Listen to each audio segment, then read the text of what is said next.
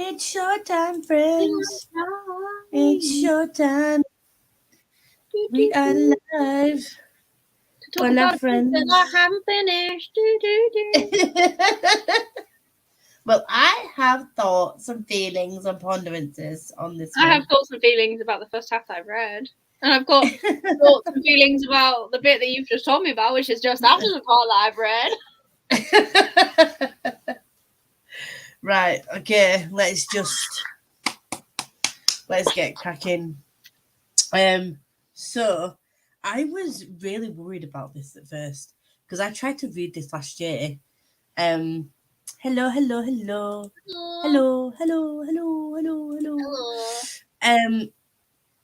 Yeah, so for anyone in the comments, if you pop up, let me know what you rated it. I'll tell you when I finished it. But I ended up rating it 5 stars because it is a slow starter to be. Oh. Have you gone? Have I gone? Oh. Did you leave or did I leave? No, I yeeted myself. I'm gonna stop. I've got a gamer's mouse that has like the little buttons down the side. So you just yeeted yourself out. I was like, you went and I was like, have I stopped? Have you stopped? Oh, honestly, I do that at least once every other week.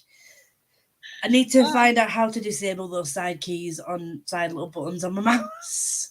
Yes. Because it's bad. Anyways, as you were saying. 3 stars, it took a couple of tries to get into it. Ooh. Rated 4 stars. And hello. I missed your comment before I yeeted myself. Hello. So, like, the first time I tried reading this, I think I mentioned this on my vlogs. The key thing about reading a book is maybe pay attention to what you're reading. Because yeah, I was reading it the first time and I was like, I got confused with the names and like the honorifics, and then I was just like, absolutely not. And I think it was a time when I was like trying to read. I think I was trying to read something like 30 books in a month or something daft. So the fact that this was slower to get into, I was like trying to rush through it and I just wasn't taking any of it in. So I was really worried about like starting this again and like maybe not liking it because so many people are like, it's great, it'll be right up your alley, and everyone says it'll be my kind of thing, but I was just not 100% sure that it would be. I mean, I tried this book before, as I have a habit of doing, where I picked it up, tried a couple of chapters maybe, and then was like, yeah, this is really cool, but I don't want to read it right now, so put it down. And then obviously it came up for this readathon, and I've always wanted to read it, and I am intrigued, but I do agree it is a slower start, so it wasn't like difficult to get into, but it's like a mix for me, because it was this really action-packed scene to begin with, and then everything happened with them, and they let Bera and Sampa go. And I was like, right, okay, I want to know more what happens with, like, he's going to come back. I know he's going to come back. What's he going to do? And then we just go into everything else. And I was like, I kind of want to know about him first. Yeah, he does pop up a lot throughout the book. Yeah, he does. Here and there. Sort of 5 stars, absolutely loved it. Hello. Listened to it last year on audio and give it 3 stars then. Wow. So much better for me reading it physically and therefore slower. I find that with books. Hello, Pia. Hello. I feel like that a lot because I feel like when I listen to books audibly, like they're good, and if they're gripping, like the first, of course, of Dragon's book that we read, The Ruin of Kings, read that 5 stars on audio, absolutely loved it. But then if you don't catch my attention and I have chance to drift, I kind of stop paying attention as much, and then I don't take as much in, which then impacts my rating because I feel like I haven't enjoyed it as much because I haven't been paying attention. Yes, for anyone new joining, let me know what you rated down below. So when this started, and obviously for anyone who has decided to pop in and hasn't read it, we will be talking spoilers. So as always, just be warned, spoilers. When Sampa and Bera, we first meet them, you know that there's a reason why that is there at the beginning. So you know that when when they get caught, I knew they were going to get caught. As soon as you start reading it, you're like, something's going to happen with these, and then they're going to get caught. Yeah. But I thought from the beginning that one of them was going to get killed and one of them was going to get let go as like a warning. But then letting them both go, I thought was like a massive risk on Lan's part. And you just you have that sense of foreboding, don't you? Like that is going to come back and bite you in the ass for doing that. But I also feel like even if they had killed Sampa for argument's sake, Barrow wouldn't have cared because at the end of the day, he was just using him. So the only way that would have worked is if they killed Barrow. But Sampa was already like, I didn't want to do it. I just want to dive for runoffs in the river and I want to do it again. And I'm a friend of the clan. And so the only way around it was to kill Barrow, and Lan just wasn't going to do it because he's not that sort of person. Yeah, and as a character, Lan was very like I'd imagine I'd be more like Hilo in that sibling relationship. I'm quite hot-headed. Because I would like I probably am Hilo, like I am quite hot-headed, but I'd like to say because be more shady. Both sides, and she can see that Hilo is hot-headed, but she can see that Lan is sometimes overcautious. Yeah. And I kind of get it as well, though, because Lan's got a lot to live up to, and he's constantly compared to his dad, whereas Hilo isn't. And yeah, I hated his granddad. Not gonna lie, I don't care if he's gone like senile in his old age, or like if he's reminiscing on the war days and whatnot, and he's a horrible person. Yeah, I don't like him. Yeah, it is hard to read fantasy books just audibly. I find it really hard to listen to fantasy books, so I'm pleased that I can read it physically. I read most of my fantasy audibly. I do if I know the characters. If I know the characters and it's not like too like Voice of War, like it's very, very easy to read. I read that audibly first, like from the offset, because it's not too much. It's mostly following just Chris. But multiple POV books, I like to do both where possible. Yeah, I get that. I was 4.5 purely because I think there were a few moments towards the beginning I almost gave up because once it kicked in, yes. Yeah, I get that. If anyone doesn't know, I haven't finished this book yet. And I'm on the halfway point, and last night I was like, I have to put this down because I need to go to sleep. I'm at that point now where I'm like, I just need to keep going. I just want to keep reading and see what happens. Yeah. But it really frustrates me with books sometimes that it takes me like 200 pages sometimes to get to that point. Why can't I just like them faster? Yeah. Yeah, I think because this was pitched to me initially as like a fantasy book with like political, like mafia-esque type twist. I was like, oh yes, I went into it thinking it'd be like pure fantasy. But it's like it's not. It's more family drama, mafia-esque type thing. And the slight bit of fantasy is the fact that the Jade gives you more strength. It's not like the type of fantasy, like magical thing. So I think initially it was pitched wrong to me.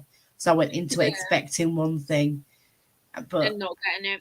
I think if someone pitched this to me, like there's completely separate books, but have you read the Chloe Gong book, These Violent Delights? Yes. So if you'd have pitched it to me as it's kind of like that with the amount of fantasy that's in it, I would have been more on the right level for how much fantasy there is, because I feel like that's the same. That's why I didn't enjoy that book as much when I read These Violent Delights, because it was pitched as a fantasy and the fantasy element isn't till like the end.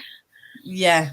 So I agree. I think the way it's pitched for a lot of things as well is the biggest thing. So you walk in thinking you're getting one thing, and then you're reading, like with this book, and you're like, where's the magic? Where's anything fantastical? And it's like, oh, okay, so Jade gives them extra strength.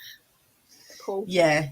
I think it's more of like an urban political type of fantasy book rather than just pure fantasy. And I think it should be marketed that. I think it might have been marketed a bit wrong. Yeah, I don't think fantasy is the main genre for this. No. The beginning was so good. No. no, the beginning was so good, and that got me really going for it. I was like, yes, this is going to be like a high impact, like this is going to be, and then it just sort of went into this like family drama type like, situation. So, Shay doesn't want to be part of the family. Shay's come back from uni. Yeah. She was dating a foreign man. Great. Yeah, and like Hilo's like this hot-headed younger brother. I have to say, that scene where Hilo sneaks in through the window, did that give you the ick as well? Because massive. I was like, if someone did that to me, if you crossed through my window and then lay on top of me, making me think that you were going to kill me, I wouldn't have then progressed with the rest of that scene. What the heck? I mean, by the sound of it, it sounded like he does that a lot all the time. Yeah, that's not okay. Just like, and then he goes on to be like, and then later on in the book, when all the like gang war is starting, he's like, I don't feel okay with you being here. It's not safe. I'm like, no, you're proving that it's not safe. Random men can come in through her window. What are you doing? Yeah, that was a bit like, I was like, no, it gave me a bit, do you know, when in Twilight, Edward watched her from the, like, oiled her. I don't know if you've read it from Edward's perspective. No, I haven't. But when you read, oh no, I haven't read any of it, but someone's told me that when you read Twilight from Edward's perspective, he's oiled the window so she couldn't hear him opening the window to come in and watch her sleep. So that gave me that vibe, like that creepy vibe. Stalker. That's stalker vibe. That is creepy vibe. We call the police for that stuff, guys. It's not something to be romanticized. No. If anyone ever did that to me, they'd be going back out the window and like, no. And it'd be locked behind. I mean, I jump when Jack comes up the stairs and I don't know he's there. Like, I do not need that kind of I love Shay. I think she's my favourite. I do love Shay. I think at this point, at this moment in time, Shay and Andon are my favourite. Purely because, yeah, I know it's gonna change, but purely because at the minute, Andon is just, he's trying so hard. He's just like, I want everyone to like me, and I don't fit into this family because they're not actually my family, but they've adopted me because my mum went crazy and she's created her own. And I'm like, oh man. And it's that scene where Hilo comes to the school and like they have a massive fight outside. Yeah. That was a bit weird, wasn't it? Honestly, I do not understand men. Like, that was just testosterone. That was all it was. I'm going to beat you up because I don't get to do it very often. No, dude. Not. He was like, well, Lan used to do it when I grew up. I'm like, Lan's your brother. Like, it's... you live together. Like, it's a little bit different than rocking up to your cousin's school, wailing on him, and then being like, let's go for a smoke. Want to walk? What? Yeah. No, honestly, I was just like, I don't get you. Hilo is just, I think he's a very complex character, and when I say complex, it's like he has to be like the fist, doesn't he? It has to be this harsh, like aggressive side of this family, but I think he also just wants to. He has a caring side as well, but he can't be. No, he can't show that he's too caring for Andon because then people will see him as soft. So his way of saying like, yeah, bro, you're doing well, I love you. It's like, come on, let's just have a bit of a punch up. Let's just have a fight and it'll be fine. And I was like, maybe not. Not really. Not. I mean, I get it. Like, their granddad is like him. Lan is Lan. Their mother has disappeared off to the countryside because their dad died. Yeah. It's a bit of a fucked up family, really, isn't it? Yeah, but at the same time, like, it's like one of the least messed up families I've read about in a while. True. Because it's not like, yes, their dad died and they have all this high power stress, and people are trying to kill them now, but I mean, that's stressful. But the whole, like, I don't know, it was just like, your life is hard, don't get me wrong. I couldn't do it. But there are other things as well. But I don't know how you didn't learn certain social constructs. True. I also feel like there's something dodgy about Hilo's girlfriend. I don't know. Am I right? Not dodgy, but she doesn't like to play like damsel in distress. Like she doesn't want to be a homebody. She like was asking all these questions. Where are you? Oh, it's because she wants to be a green one. She wants to fight for him and with him, and he won't let her. Still don't trust her. Waiting in like the next book for her to come out as like a mountain clan. Fuck you, brothers, kind of thing. I'm gonna do this by myself. I'm probably likely completely wrong. However, I kind of wish that does happen. No, I like her. Do it. Hit Grandad and Doru. Oh my god. He's so dodgy. Is he as dodgy as they think he is? Yeah. For anyone that's just joined us, Chelsea is only halfway through the book. So Chelsea is only halfway through the book. So I'm just going to keep going. Is it? Do they? And then watch this. You will find out after we've got through the first part of the book. I'll be telling you about the rest. So much fun. I read this book in like June, I think. Yes. Hilo just gives me the ick. I think that particular scene. That particular scene did, but yeah, I mean, there are parts of like I think everyone loves Hilo, and I kind of get it because he does have that squishiness side, but at the same time, he's not doing anything for me in particular. I'm just like, can you sort yourself out, please? He does act like a petulant little child at times, which puts me off. But I think he does have a bit of a charm inside as well. I don't know. He's a character that, like, yeah, he does a lot of growing up in this book.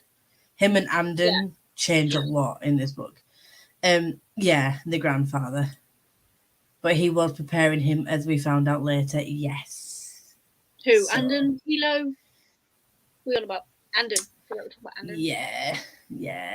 Hilo's preparing him to fight. Yeah, I get that. Does Anden go to the mountain? Well, no. So I can't remember. I want everyone to abandon Hilo. I really don't. Like, I would like him to have some people. Just like, what's the biggest twist that could happen? Well, just after the part where you are now, where they're in the dojo. Anden feels Lan's aura. What do you think of Lan as a character, by the way? We haven't discussed that bit yet. I don't really know. Like, you've already told me that, you know, he's doing bad things he shouldn't, really. Not as bad as Doru, by the sounds of it, but still not good. But I don't know, like, he's one of those characters where he's just kind of like white bread. Like, there's nothing really to him. Like, there's nothing good for me about him. Yeah. But he's enjoyable to read about to an extent. If that makes sense. Yeah. It seems like every family has to have a serious brother and a crazy brother. Yeah. And he's the serious brother. And then a middle person, which is Jade. Yeah. So he, obviously, as you find out a bit later, like literally not far after where you are, like Lan feels like pressured to constantly wear this extra jade. But as we keep getting told, taking on too much jade at once can have a negative effect on you. So that's what's impacting Lan at the moment. And he's taking SN1 to help him like get used to it without the bad side effect. Because SN1 in smaller doses could apparently do that for you. It's not gonna. It can be used. Can be used as like a treatment rather than just like a an addictive drug, but the only reason he can't handle the Jade that he's got is because of how injured he did actually get in the fight, which is not letting on, which is just stupid, and it's just bravado, and that bit was fucking me off.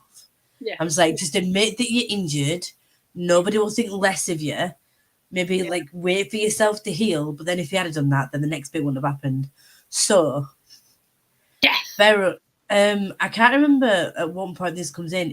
Has Barrow been doing jobs for the bad guys? Where I'm at, he's just been given like a really big rifle machine gun thing. So, Lan, in his little stroppy stressness, needs a break. Stroppy stressness. He goes out to this like bar, and tries to like relax. And Barrow is sent to the same place, but because it's his Greenbone territory, it's his territory.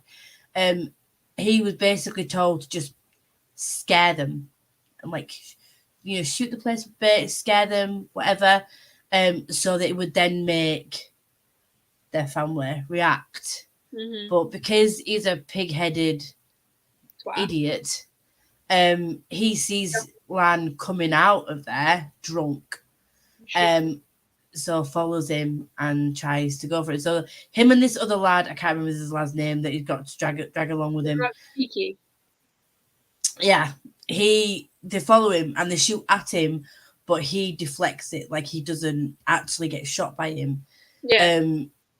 But because of like the effects of the SM1 wearing off on him, and then he ends up falling into the river, like or into the sea, and like he drowns himself. But Barrow thinks that he shot him and killed him, so he's getting all the big I am, like he's dead because I killed a Greenbone, and he's he goes so back annoying. And I haven't even got that bit, but he's so annoying. He goes back to brag about it, basically. And then they find his body, and then they go, actually, he wasn't fucking shot. So yeah, that doesn't come out till the very end that they know that he wasn't actually shot. Well, Hilo knows he wasn't actually shot. Shay doesn't find out till the end because Hilo obviously sees his body, doesn't he? But so guess who becomes the head of the clan then? I don't know. Not Hilo, surely. Yep. Hilo becomes head of the clan. Yep. So who then becomes Horn? He is the Horn. And the fist. Well, no, fucking hell. What am I doing? No, so he's so his friends, like, do you know his little twin cronies? Oh yeah, make Tar and another one. Yeah, they become his. One of them becomes his Horn, and the other one becomes his advisor person, and he recruits Shay to be the weatherman. Horn. There you go. There we go. Ken is the Horn. Ken. Because I love it. And honestly, you need to read this to get like the full impact of it. But basically, I will read it. Just haven't. They find out that Lan is dead. Hilo goes fucking like off his shit. Shay, obviously in her grief as well. They join forces and they just go on a rampage and just kill loads of mountain clan. And just go off on a batshit crazy that you like all at war. And yeah, so that's his first job as Billa now, is to just kill people. And then as a result of that, like at the end of it, he convinces Shay to be the weatherman because they find out that Doru was actually working with the mountain clan. Because he's dirty dog. He's dirty dog. And he claims he has his own reasons for it, like he was trying to, because throughout this whole thing, they claim that they're trying to broker a peace agreement. Like they want peace. They don't want the clans to be fighting and blah, blah, blah. And he said that he was doing it for that reason. And that he wanted a better life than whatever. He's just a dickhead, basically. So yeah, there was that, and it's, I don't know, it feels like after that bit everything just goes really, really fast. Yeah, I feel Doru like is a backstabbing bitch. Right. I feel like the next book is going to be a lot easier to read. I'm hoping, at least. I feel like there might actually be some more stuff. I really hope that this second book doesn't suffer from middle book syndrome, which I find a lot with trilogies. Like, it's just a lot. I mean, the way that this ended, I'm hoping it doesn't. But basically, Shay kicks ass as a weatherman, by the way. Like, I can imagine. Like, she's pretty. Like, when she was doing that finance stuff, like, she was just really good at it. Yeah. I was like, you're going against the grain because you're being stubborn. Now I get it and I respect it because I'm stubborn too. But just suck it up and go back because you're good at it. Exactly. So she ends up taking the position as weatherman, and literally she knows from the offset. I love how, like, she could just force her way into this business because obviously they don't want to admit to everyone else that Doru betrayed them, so they basically just said he's retired. And this is another thing that I think would eventually come to bite him in the ass, but they don't. Hilo is all for killing Doru for betraying him, but Shay convinces him. Yeah. No, kill him. Oh. To what? Is it? It's middle book syndrome. Oh. There's so much happening. Doru comes back to kill everyone. Like, a little bit more. You like death. You like death, Chelsea. Yeah, I do. A little bit. Death and betrayal. And actual, like, real death, not the reincarnation that we kept seeing. That is the one thing I will say about this series. At least when they die, they die. Yeah. And there's none of that. Are you dead? No, I'm back. Just kidding. Oh, that's it. I'm back. Yeah, I was like the whole scene, with Lan, and him being dead. I didn't realize, and maybe I was a bit thick at this, because at the end of the chapter, it says something like, "Oh, I'm feeling really tired. I'm just gonna lay down now," or something. And I didn't realize that when he laid down in the river or in the water, and then I was like, oh, so he's dead. He's dead. Because I thought it like, because Hilo gets a call and like, no, he's dead. I thought he was like in hospital or something. It didn't click for me. Maybe I was being a dumb blonde, but it genuinely didn't click for me. So it's the redhead. Oh, this has just died, Red. Yeah, I know, but like you've got red hair. The dead gotta stay dead. Yes, exactly. We need that on a poster or a t-shirt or both.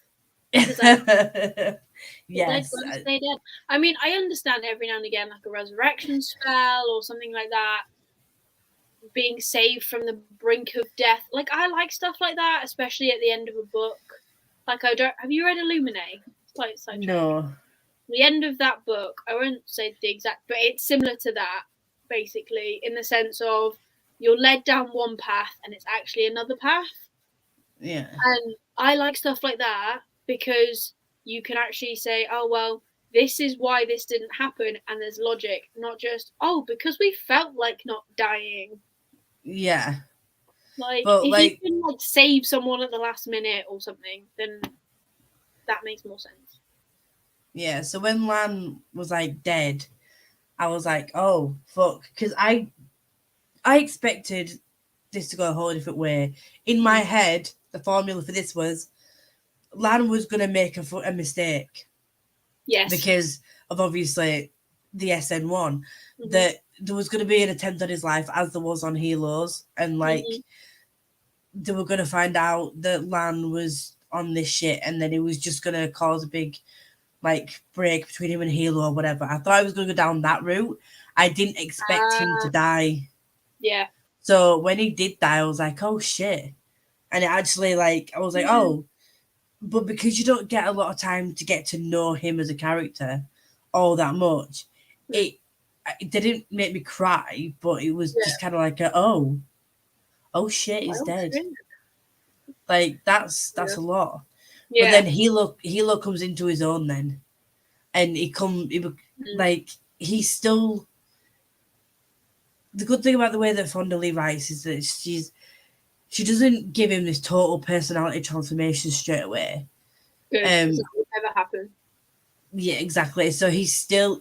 He clearly states, like, he struggles between being the head of the clan and not reverting back to his old home ways and, like, just thinking with his fists.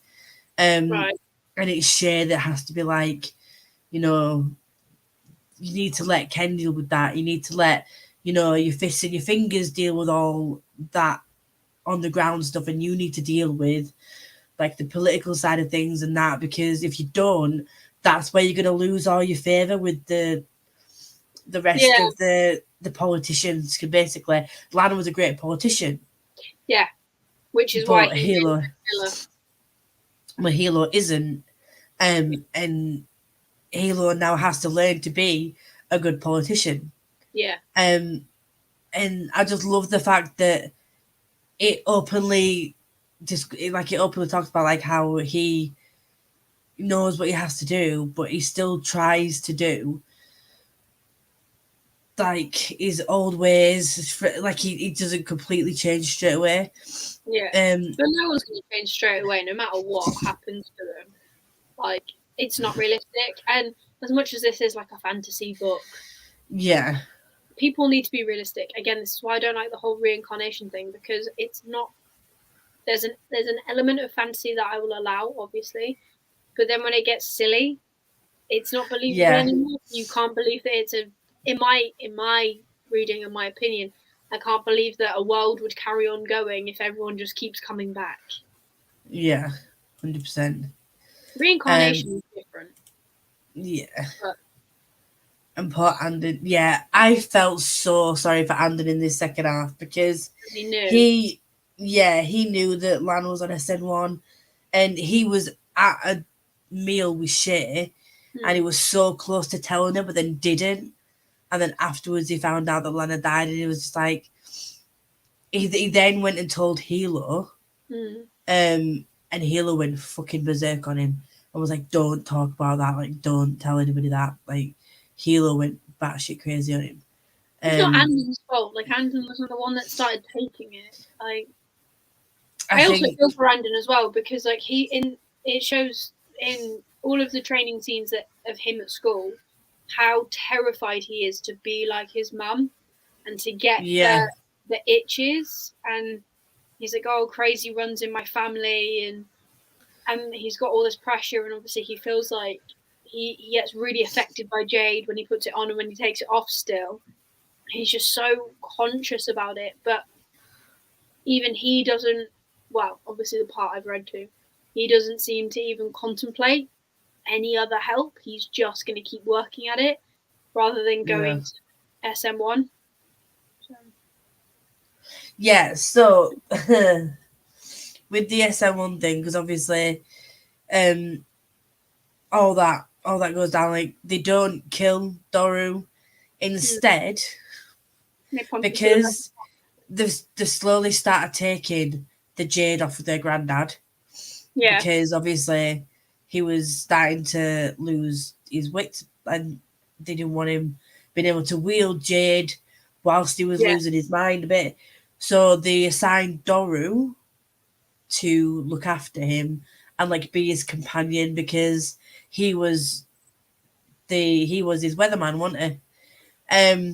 Turns out that bad idea, because during one of the periods where he was a sound mind, he gave Doru, like, basically helped him escape, and Doru left. And, like, gave him some of his Jade, and then just... I hate their granddad. Like, and he just I kind of get it though. Like, they went through a lot together, And obviously, like, it's not just work friends, he's basically family. However, Doro was bad and wrong. And how did you feel when you read about Shay's friend and what happened with her and Doro? Do you remember that bit? Yeah. I was like, did I read that right? I had to reread it because I went, I can't be reading this. And I was like, that's so horrible. And I just was like, okay. I liked that Fondely didn't actually shy away from anything like that and didn't just like glamorize the kind of mafia style. And I did like that she kind of went, well, look, men in power, and it's not all men in power, I know this, but this particular man in power used his power to do things that other people don't talk about, but that do still happen. Yeah. Just my heart broke when the girl was like, but he said he's like so high ranking or something, and my father is a friend of the clan or something, and I was like, yeah. Okay. Red flag. No, it just that bit did get to me a bit because I think because it's so similar to real life in a way, and the way that some women feel about men in power. That again, like I said, she didn't shy away from that. She just said it how it was, and it's kind of like a bit about the culture as well. Like I know that she is Asian herself, so there's a lot of Asian culture in this, and I think some people forget that. I don't want to offend people when I say this, but that's how it's described in a lot of books, and Asian culture's a lot like that. Is like family first. Like women are believed men, and very traditional thinking in those kinds of books, and it just tends to be part of that culture in general.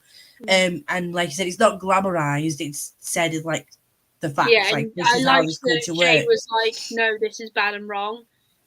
Yeah, she told her friend not to come around anymore. But I also was like, "What?" But I also understand. I got frustrated, thinking, "Why didn't you tell anyone?" And then I sat with it, and I went, "No one would have cared." And her granddad even didn't care, because I'm pretty sure she does tell her granddad. Yeah, and he's like, "It is what it is." Yeah. Bye, Alice. Have fun, whatever you're doing. Bye. Have fun. Yes, he knew Doro betrayed him, and he still helped him escape because he was just like he's the hate that his granddad has for Hilo and Lan. Like they will never be like my son. Shade to an extent. Like I know he used to love her and he idolized her, and he's a bit better now. But like the little comments he makes about her, and he calls her a whore, and she was dating the foreign man. But like the more you read, and the more she kind of thinks back to what she was doing, she was being persuaded by men in power as well, just not to the same extent her friend was. But her granddad didn't go, "This is bad and wrong, you need to do it, like you need to stop doing this." He just like flew off the handle, started calling her names, and like proper pushed her away. And I was like, well, no surprise that she went, and she thought that they were treating her, because you just shut her out and didn't explain really why and what because she just thought, oh, I'm doing something that's mine, and I'm helping a foreigner sell and make business in Kekon or Janloon, where they're not used to. And she's so oblivious and naive, because obviously she would have been quite young. She would have been like a teenager. And no one that's the thing that frustrates me about their family dynamic, is no one just sits down conversation and has a conversation. We're gonna kill people, which again I like death and stuff, but we're gonna kill people, or we're just gonna scream at each other. This is why things go wrong. Communication is amazing, guys. That's one of the reasons why Lan is dead, because he didn't talk to anyone. Go to therapy. They didn't have family therapy. Everything would be better with family therapy. Like, how do you feel about this? And if you don't have the bear, you can't talk. That'd be it. pass the bear around. Yeah. I'm just trying to think of what else happened. Everything went so fast after this bit. But yeah, so Shay is the weatherman. Nice. She got people on her side. So obviously she was walking into a business that was people were loyal. Some people were loyal to Doru, some people weren't. She had to work out who was and who wasn't. She'd assigned her own like second in command, but the way that she manipulates this guy into thinking it's his idea that he helps her. Yeah. And it's like, oh well, you know, I'm on your side sort of thing. And just the way that she does it, I think is great. She's very, very clever. She did handle him so well.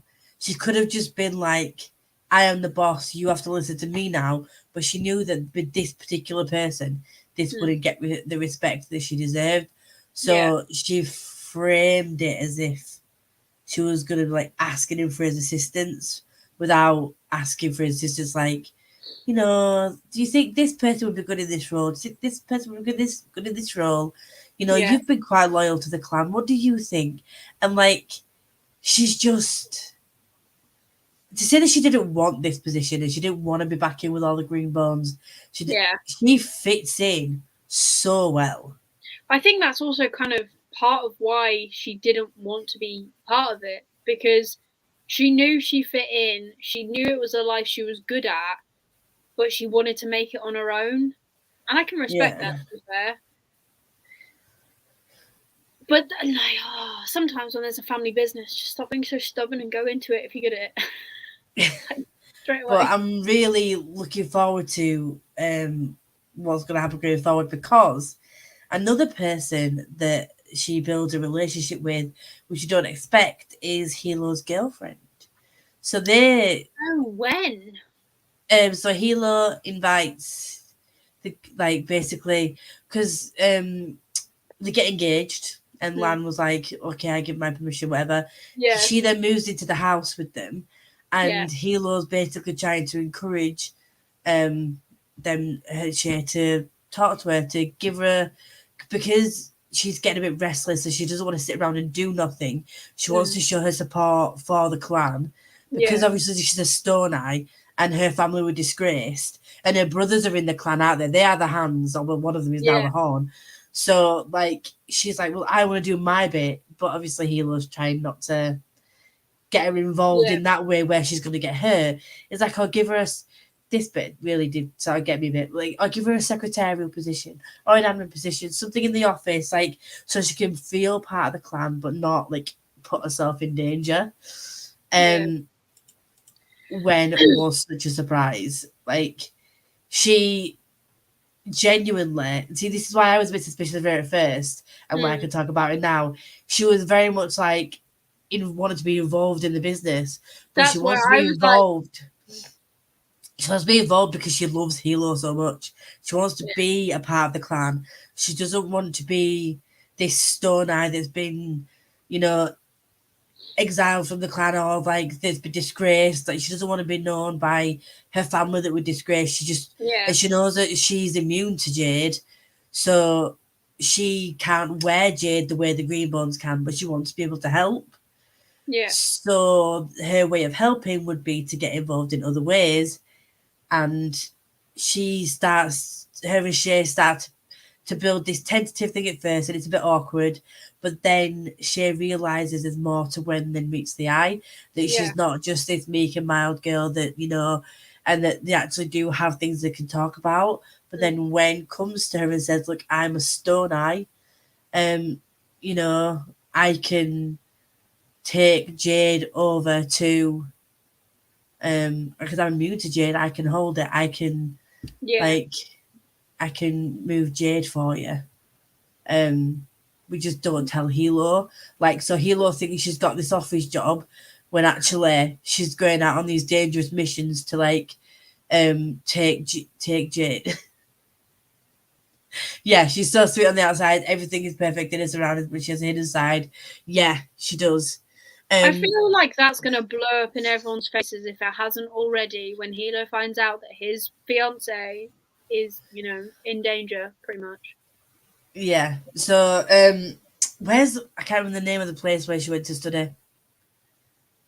Espian? That's where she went to study. Or yeah, is Yucatan?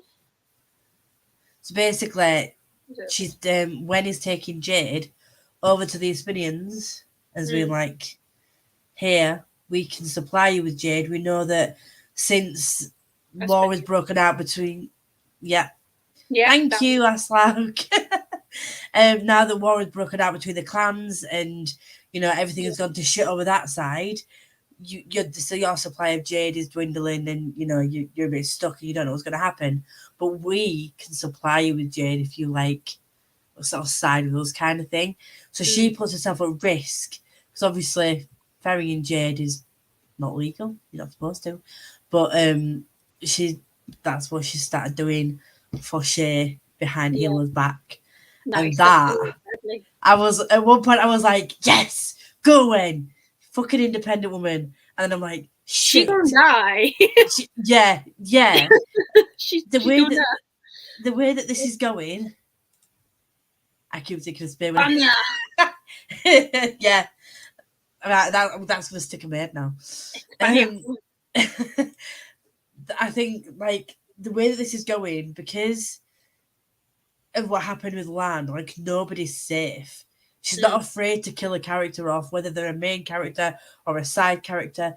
And do you know the lad that was watching Shay yes. in the apartment next door?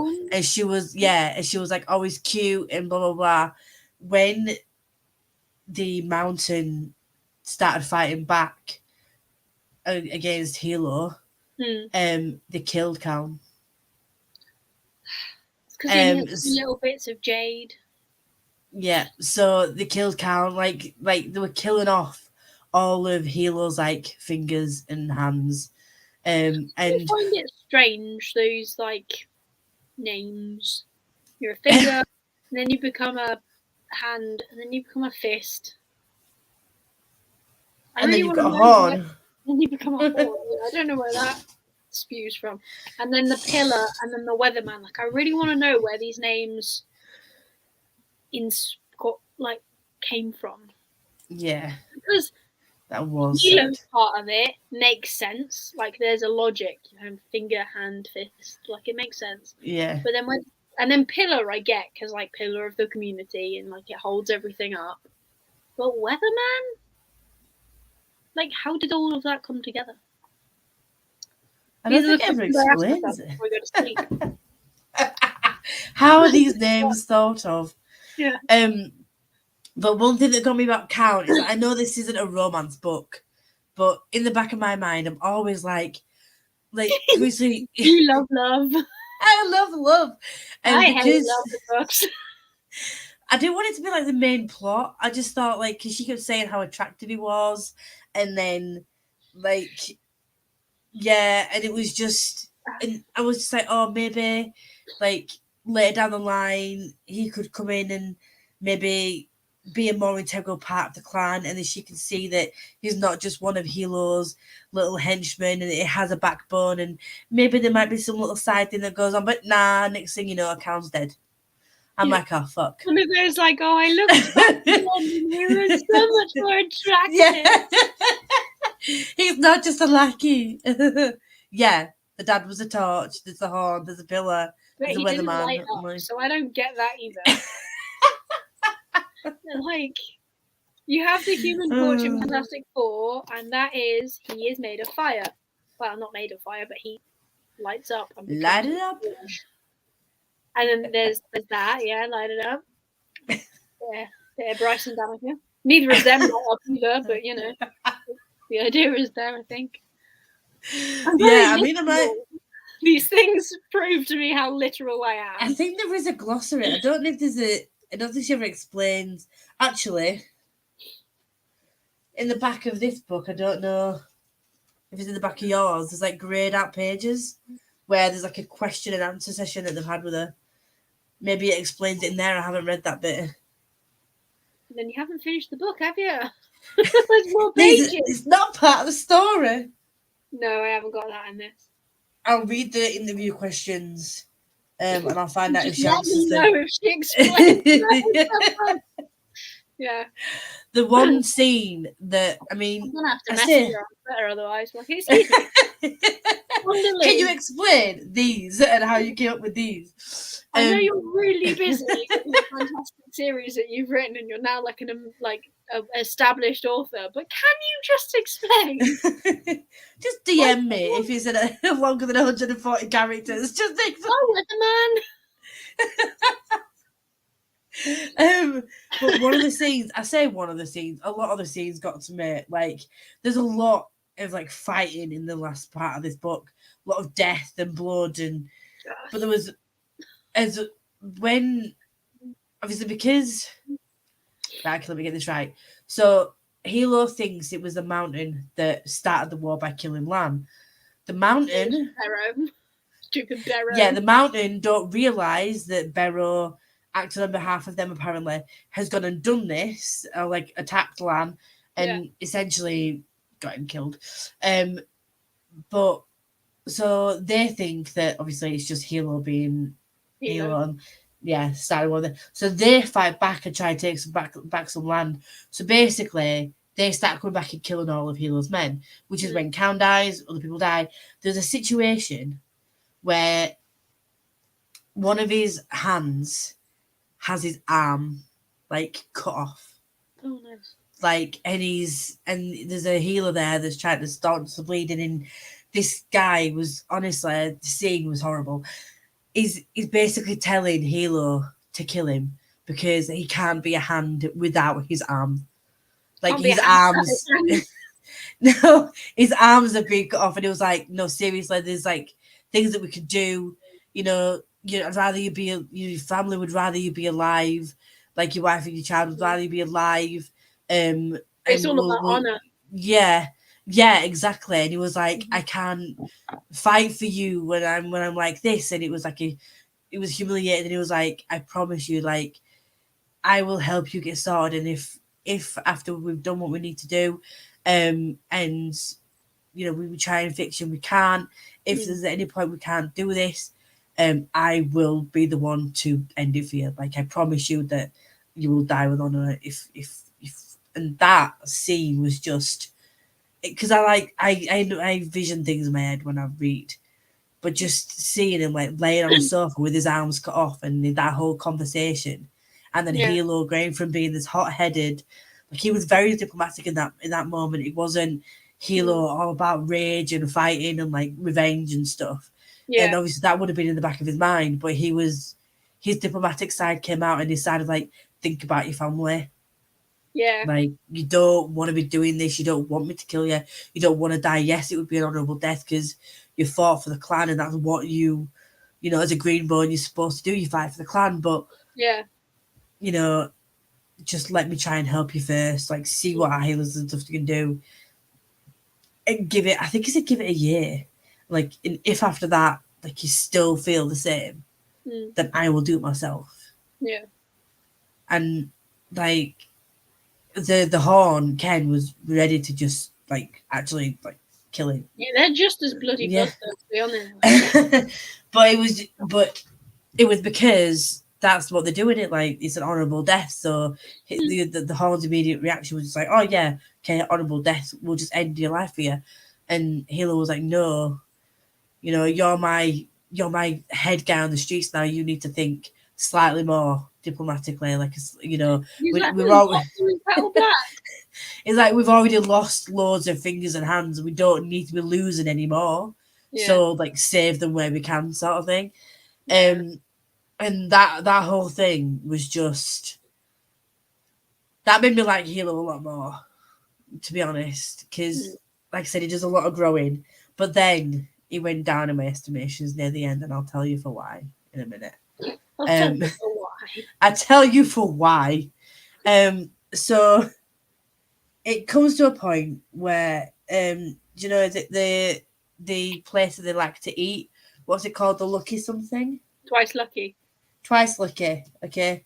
So the owner of that, like, the head of the mountain clan, comes in and basically says, like, I'm taking over now, yada yada yada. Like takes over the place after killing loads of people, and then goes to kill more people.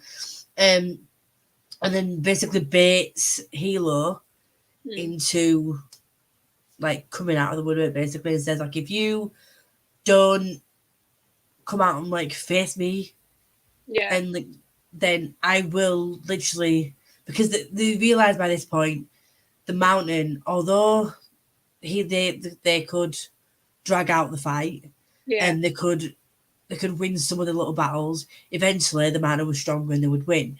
So Hilo basically said, right, okay, I'll sacrifice myself if you promise, like, if I come out and sacrifice myself, and I'll meet you there, like, just stop killing my people, like, save everybody else and do this. But obviously they had a plan. And this is where the lovely Andon came in. So Andy. He graduated, or like he was due to graduate. And they called Andon over and they were like, we need you to help us do this. So he led, and you don't find out the plan obviously until it actually plays out.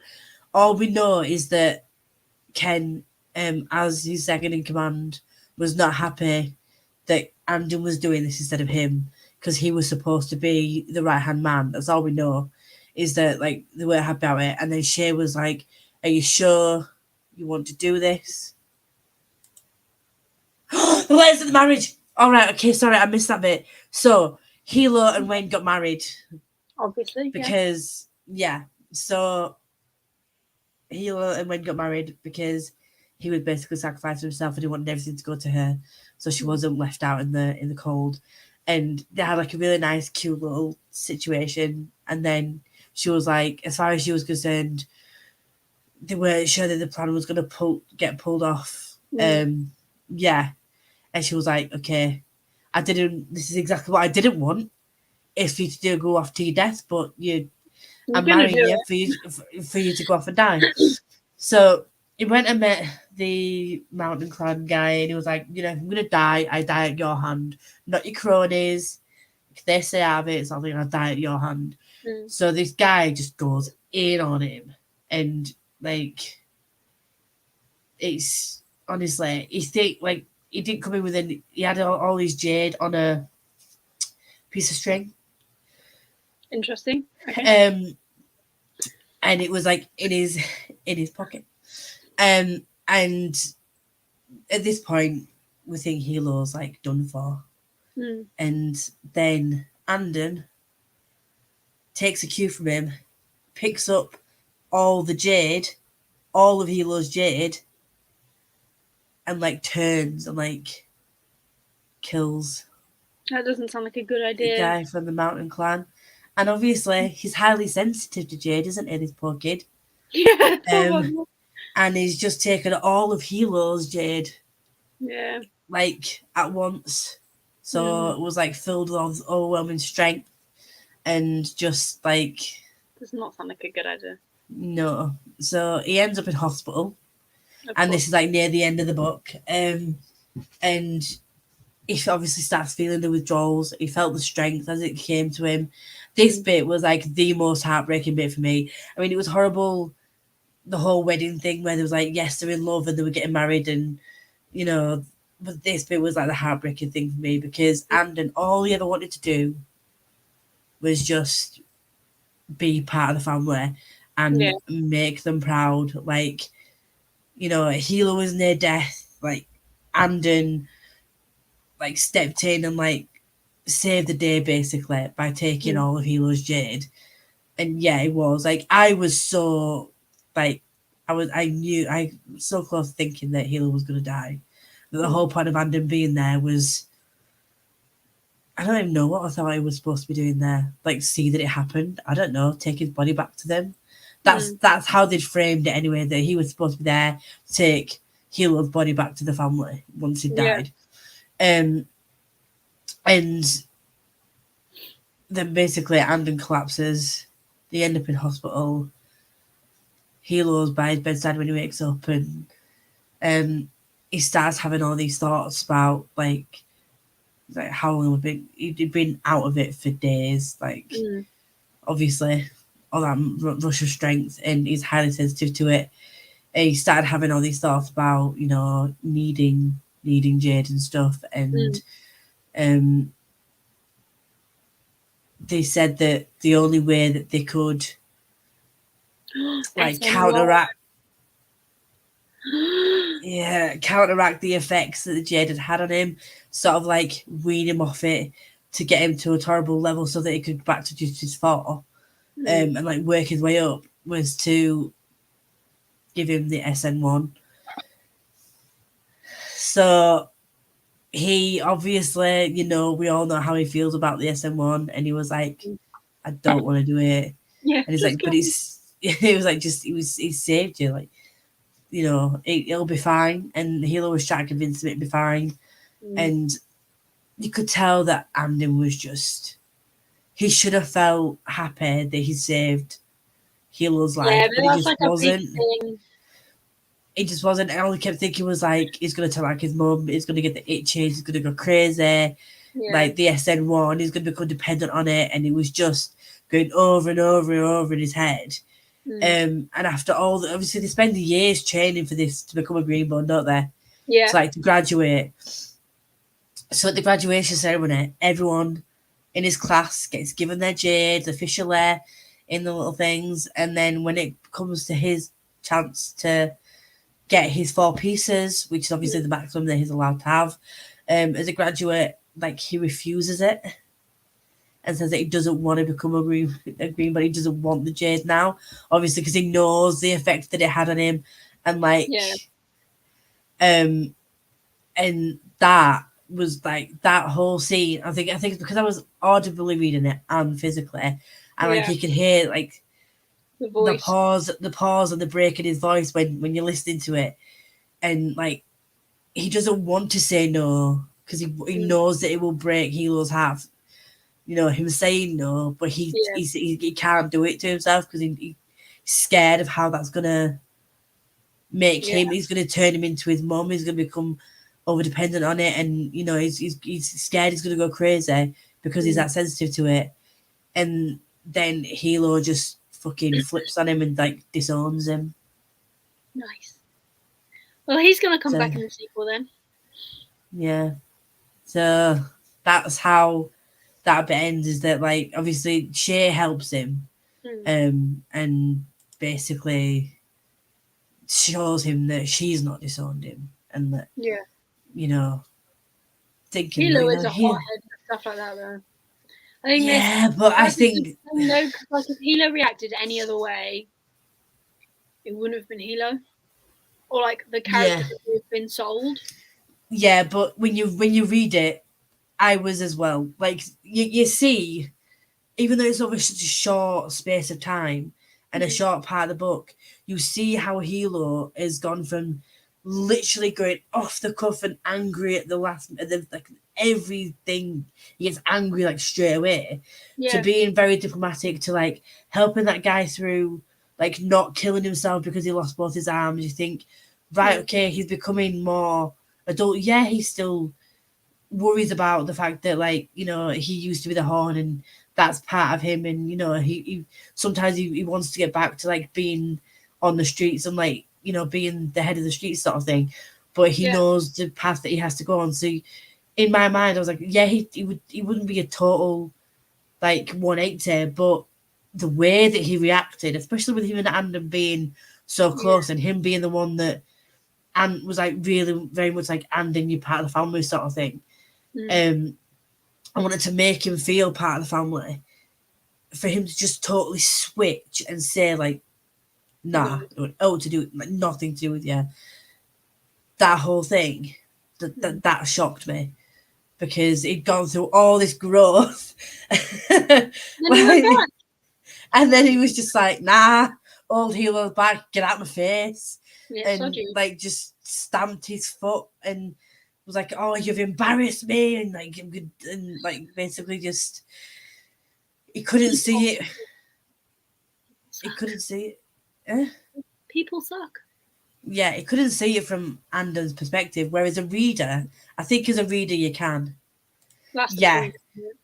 As a reader, you could see it from Andon's perspective. You've seen throughout the whole book how much he worries he's going to turn out like his mum, and how that has been on his mind since the whole time. Since before he held a ton of fucking jade and killed the head of the mountain clan. Like, that's, for one, like, yeah, they used him as a tool against the clan, but like the fact that he's done that. That will play on you anyway. Like the fact that you've killed somebody. Not only that, he took in a ton of jade to do it. He killed the head of a clan, and then was like unconscious for days. And then went through withdrawal, and like he's still not 100%. So, as when you're reading it from our perspective, you're like, yeah, I can understand why you'd be scared of taking it. Maybe don't totally reject it fully. That would be had been like, can I just take it but not wear it right now? Maybe just pocket it for later. Yeah. Yeah. Good old Barrow. At least we can count on someone for something.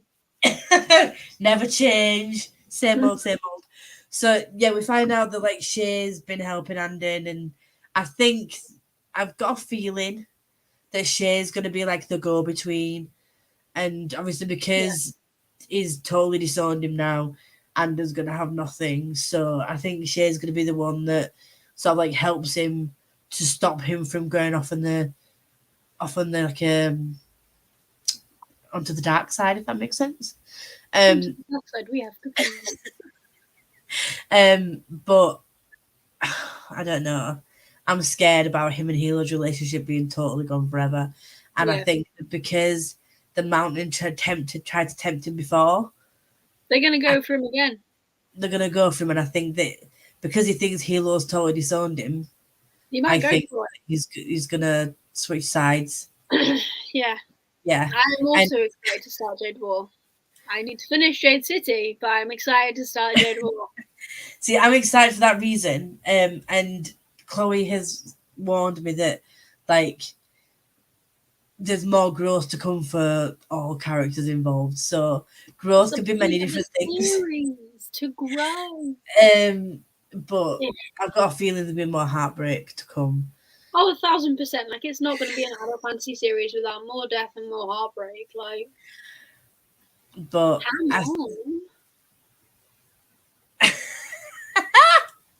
Chloe is lurking in the comments. Hello.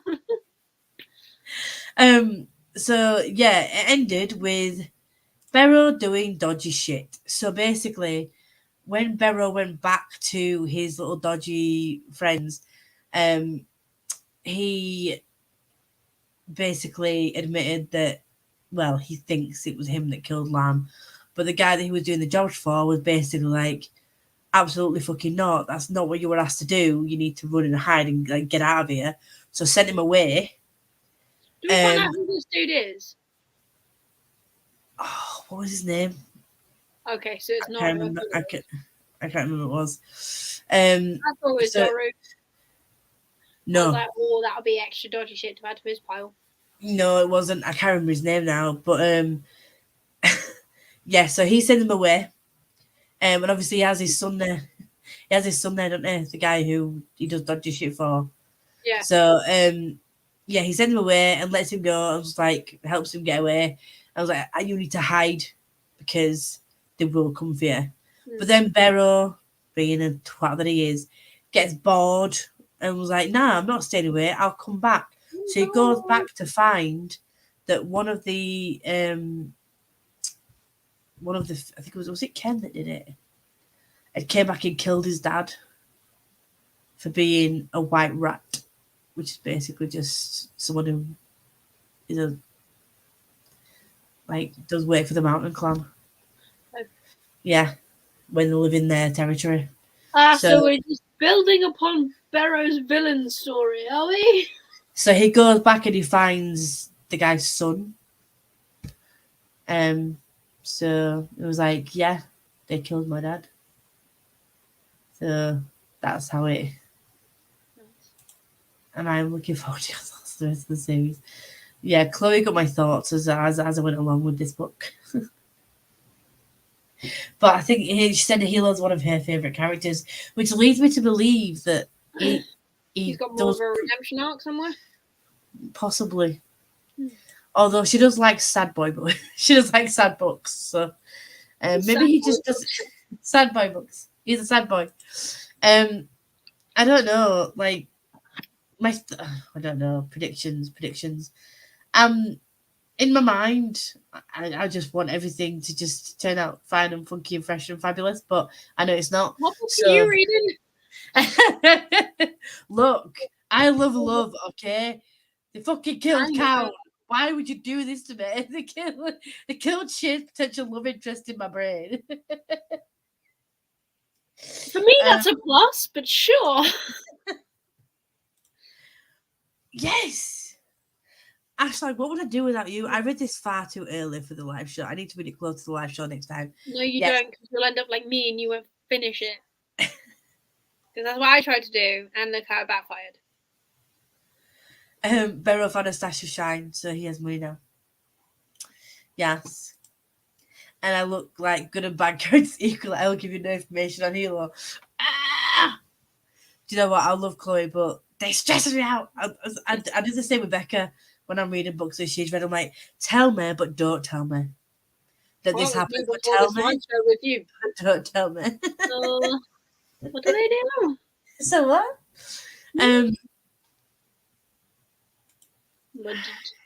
Mudded? Yes. So Lan was buried with all his jade. So that's a stupid idea.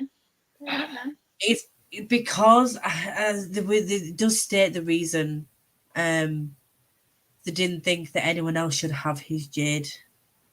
Because no one actually killed him. Yeah.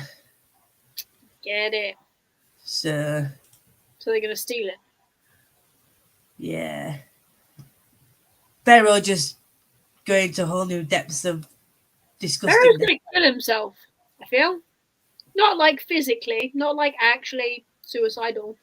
But my prediction is Beryl's gonna do something. He's gonna become like some super soldier, Thanos-y kind of bad guy. You know, with all his little my stolen jade. Yeah. The thing is, he thinks he's entitled to Lan's jade because he thinks he thinks one of his bullets hit Lan, and that's what killed him, because that's the narrative that's been spun, is that the Mountain Clan has sent someone to kill him. But what Hilo knows, and what he tells Shane at the end of the book, is that there were no bullet wounds in it, that he actually drowned when he fell into the water. So yeah, Shay's not happy about the fact that she was led to believe the Mountain Clan killed him, because obviously she went on a revenge spree with Hilo and killed loads of people, thinking that it was their fault. And then she finds out that he actually fell into the water because of you taking SN1 and just with troubles and shit and a reaction. High as a kite. Yeah, he is such a small piece of this puzzle, but every time he hits a page, I have a reaction. It's not a great reaction. I want to punch him through a wall every time I see. Yeah, every time I see him on page, I'm like, you're an ass. But that's what you want from a villain, innit? You want to hate them. You but I also like that he's not painted as like our main villain. You know, like this is almost his origin story, and I kind of like that. Yeah. So you've got like the big villains of, well, I say villains, but the enemies. Yeah. So you've got you've got the two clans, and one that you kind of root for, and one that are like the Mountain Clan are seen to be like made out to be like the not like the evil ones. Yeah. Obviously, because you're seeing it from one. The other clan. What are they actually called? I can't remember. You always see it from. I know. It's because you see it from their perspective. We just refer to them as like the Mountain Clan. Yeah. So like clan. That's not right, but That's what it is now. You're always seeing it from their perspective. So the Mountain Clan are seen as these like big, evil, manipulative, like power hungry clan that don't care about like, you know, the council and the rules and like not one clan not having more power than others and blah blah blah. And then you've got like this side little villain in Barrow that's just like I'm not really on anyone's side, and I just he's just there to cause shit. Yeah, it's his fault. It's his fault that so many people from both clans have died and been injured because he went after Lan. Yeah, so he's like the catalyst for the second half of this book happening, and that for such a small character to have that much of a big effect on like the rest of the book, it's fucking. But he thinks it's a big I am now. He's like, you know, it's impossible for someone who doesn't wield Jade to kill a greenbone, and I killed a greenbone, and I'm honestly the way that he was bragging about it was fucking ridiculous. No peak, that's it. No peak. Because they have got no peaks, because they are a city clan. Is that how you're gonna think of it? Yeah. No peak in mountain. But yeah, I don't know. Bring on the next one. I'm scared. I've got so many books to like. Me too. I'm going to read a Jade War this month, and I'm hoping it's not going to break me that much. But it is because it's chunkier, so it's gonna.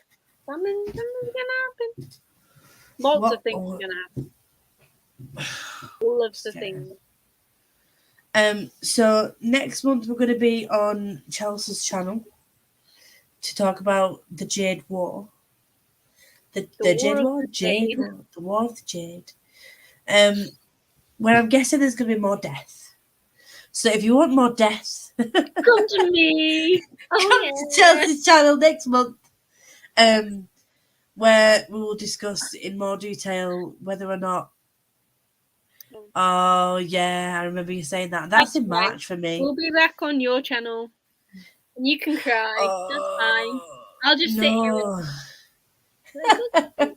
See, emotions. It's good though because if I'm the one that's breaking down and crying or getting emotional, you could just be like the one that just keeps it going. Because March is a heavy month for me with books that are going to make me cry. I've got like 5 books to read that are ends of series. And one of them being Queen of Air and Darkness, Jade Legacy. Then I've got Our Dark Duet and fucking Dark Dawn, which is the 3rd in the Nevernight series, which Ashley cried for like half an hour after she finished. So I've got so many books that are going to break me. So if I'm sat here breaking down on stream in March, then yeah, you'll know why. I'll just be a broken Lisa, okay? So yes, all the emotions in March.